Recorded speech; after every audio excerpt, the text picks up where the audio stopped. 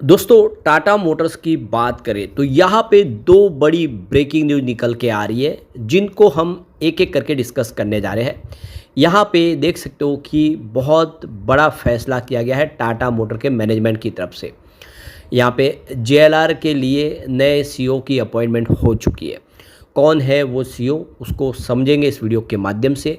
और दूसरी तरफ टाटा मोटर्स की गाड़ी ने एक नया इतिहास रच दिया है। कौन सा वो मॉडल है जिसने ये कमाल किया है, समझने की कोशिश करेंगे। अब टाटा मोटर्स का क्वार्टर 1 का रिजल्ट भी हमारे सामने आने वाला है। क्या उम्मीद है क्वार्टर 1 से, क्योंकि एक फ्रेश ट्रिगर मिल सकता है स्टॉक को।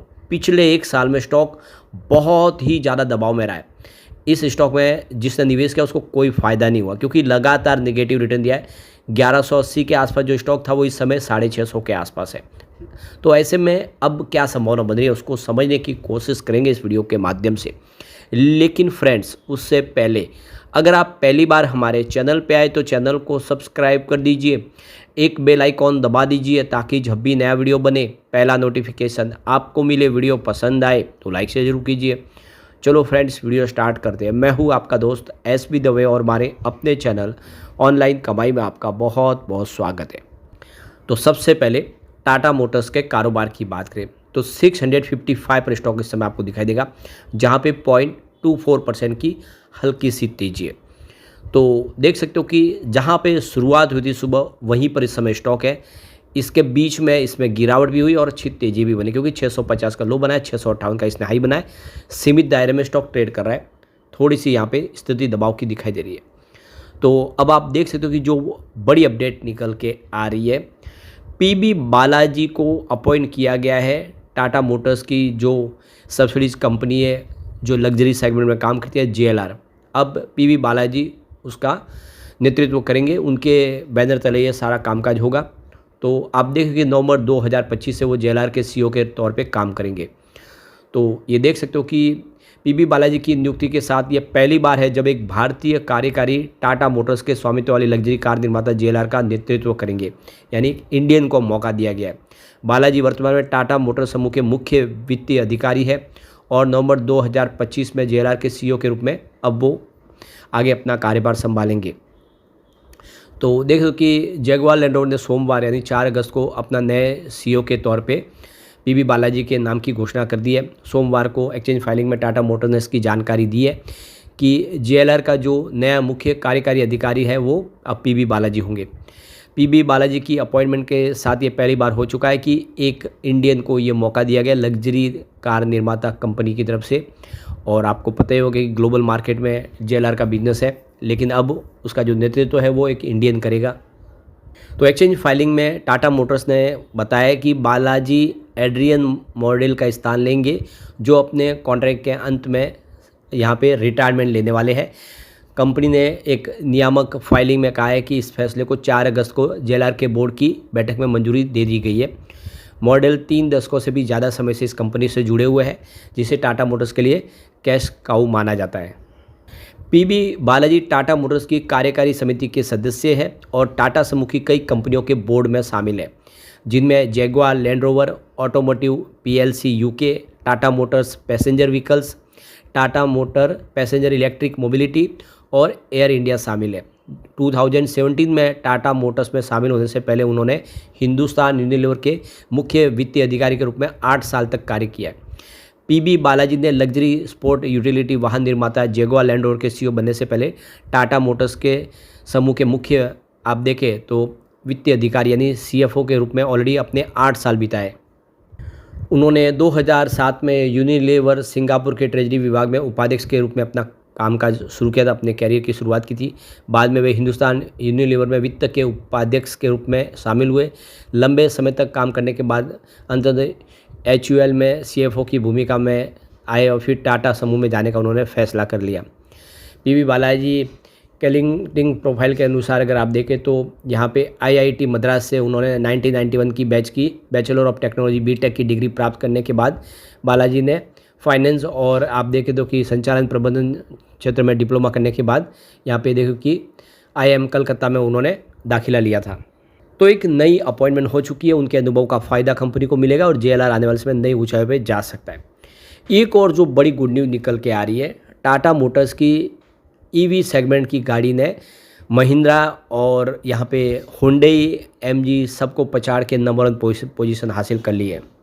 तो इंडियन कस्टमर अब इलेक्ट्रिक व्हीकल को अपनाने लगे हैं। अगर बीते महीने यानी जुलाई 2025 में इस सेगमेंट की बिक्री की बात करें तो एक बार फिर से टाटा मोटर्स ने टॉप पोजीशन हासिल कर ली है। टाटा मोटर्स ने इस दौरान 5972 यूनिट इलेक्ट्रिक कार बेची है, जबकि दूसरे नंबर पर की बिक्री लिस्ट में एमजी मोटर रही है। एमजी मोटर की इलेक्ट्रिक कारों को देखें तो बीते महीने 5013 नए मॉडल इन्होंने बेच दिए हैं। तो इस बिक्री की लिस्ट में तीसरे नंबर पे महिंद्रा रही है। महिंद्रा ने बीते महीने कुल 2789 इलेक्ट्रिक कारें बेची है, जबकि चौथे नंबर पर इस बिक्री लिस्ट में हुंडई रही है। हुंडई ने इस दौरान 602 नई इलेक्ट्रिक कारों की बिक्री की है।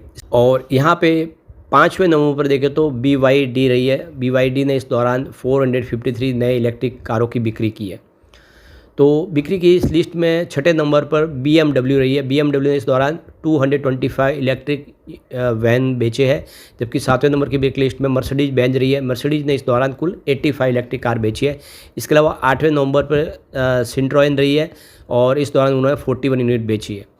तो देखो कि टाटा मोटर्स ने फिर से नया इतिहास रच दिया। लगातार इस मार्केट में वो देख सकते हो कि ईवी व्हीकल में नंबर 1 बने हुए। अब कंपनी का रिजल्ट हमारे सामने आने वाला है। तो फ्राइडे 8 अगस्त 2025 को इसी सप्ताह कंपनी अपना Q1 का रिजल्ट डिक्लेयर करने जा रही है और उम्मीद है कि रिजल्ट इस बार बेहतर रह सकता है। तो ये देख सकते हो पिछला जो Q4 का रिजल्ट कंपनी ने बताया वो 4:06 पे बताया था। इसका मतलब ये है कि मार्केट क्लोज होने के बाद ये रिजल्ट भी आने की उम्मीद है। तो ये देख सकते हो कि रिजल्ट फ्राइडे को आएगा। इसका मतलब सैटरडे और संडे मार्केट क्लोज है, तो उसका जो भी असर होगा वो मंडे को ही डायरेक्ट देखने को मिलेगा। अब क्या रिजल्ट की संभावना बनेगी? पिछले 2 रिजल्ट अगर हम देख लें एक बार, तो सबसे पहले मार्च 2025 में देखें टोटल इनकम 1,21,012 करोड़ के आसपास थी, जबकि दिसंबर क्वार्टर में 1,15,365 करोड़ के आसपास थी। इसका मतलब ये कि इनकम बढ़ी है कंपनी की। टीआई ग्रोथ की बात करें तो 4.89% अप था मार्च क्वार्टर में, जबकि दिसंबर में 11.99% अप था। टोटल खर्च की बात करें 1,08,546 करोड़ का खर्च हुआ मार्च क्वार्टर में, जबकि दिसंबर क्वार्टर में 1,05,928 करोड़ के आसपास था। तो जैसे इनकम बढ़ी उस हिसाब से आप देखें तो यहाँ पे खर्च में भी वृद्धि हुई है। टीई ग्रोथ की बात करें 2.47% अप था मार्च क्वार्टर में, जबकि दिसंबर में ये 11.16% अप था। एबिटाडा की बात करें 12,466 करोड़ बताया मार्च 2025 में, जबकि दिसंबर में देखें तो 9,437 करोड़ के आसपास था। एबिटाडा में वृद्धि हुई है। एबिटाडा ग्रोथ की बात करें 32.10% अप था मार्च क्वार्टर में, जबकि दिसंबर क्वार्टर में 22.26% अप था। अब बात करें प्रॉफिट आफ्टर टैक्स की तो 8,470 करोड़ का प्रॉफिट बताया था मार्च क्वार्टर में पिछली बार, जबकि दिसंबर में 5,451 करोड़ के आसपास, यानी क्वार्टर बेसिस पे प्रॉफिट अच्छा खासा बढ़ा है। अब पैट ग्रोथ की बात करें 55.38% अप था मार्च में, जबकि दिसंबर में 63.06% अप था।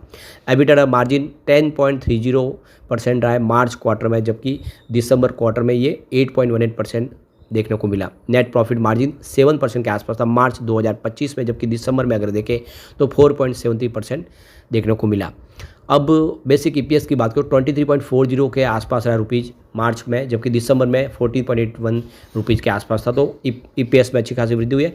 जिस तरह से कंपनी ने दिसंबर क्वार्टर के मुकाबले मार्च क्वार्टर बेहतर प्रदर्शन किया, यानी Q3 के मुकाबले Q4 काफ़ी अच्छा रहा है।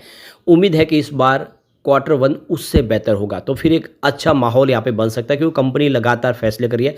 और सबसे बड़ा प्लस पॉइंट इसके लिए यह है कि कंपनी 2 हिस्सों में बंटने जा रही है, यानी इसका डीमर्जर होने जा रहा है, जो अब देख सकते हो बहुत जल्द होता हुआ दिखाई देगा और हर शेयर होल्डर को एक के बदले एक शेयर मिलने वाला है। तो एक बहुत बड़ी अपॉर्चुनिटी इस समय दिखाई दे रही है। लेकिन फ्रेंड्स, कोई भी इन्वेस्टमेंट करने से पहले अपने फाइनेंशियल एडवाइजर से एडवाइस ले ले या अपना खुद का रिसर्च करें, क्योंकि मैंने वीडियो आपके एजुकेशनल पर्पज़ के लिए ही बनाया। वीडियो पसंद आए तो लाइक शेयर जरूर कीजिए और चैनल को सब्सक्राइब कर दीजिए। Thank you friends.